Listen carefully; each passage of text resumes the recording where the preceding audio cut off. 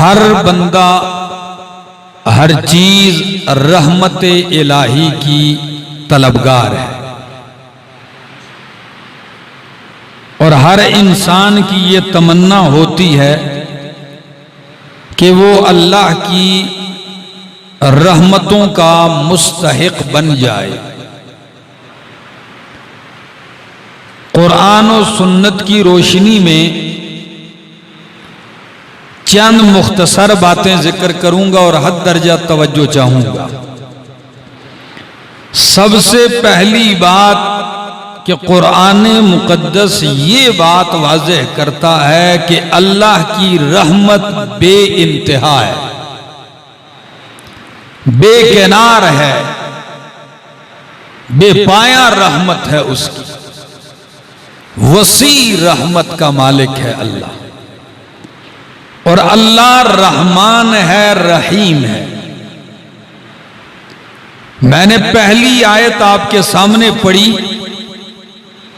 سورۃ اعراف آیت نمبر 156۔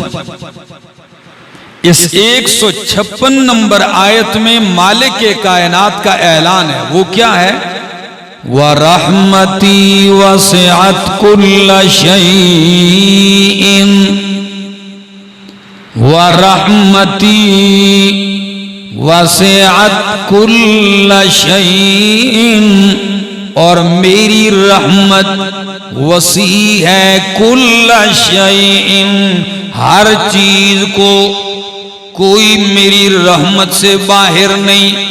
ہاں، اس کی رحمت عامہ الگ ہے اور اس کی رحمت خاصہ الگ ہے، یہاں اس کی رحمت کی وسعت بیان کی جا رہی ہے۔ فرمایا وَرَحْمَتِي وَسِعَتْ كُلَّ شَيْءٍ، میری رحمت ہر چیز کو وسیع ہے۔ ہری پور والوں، میں نے آیت پڑھی، بخاری اور مسلم کی حدیث پڑھنے لگاؤں۔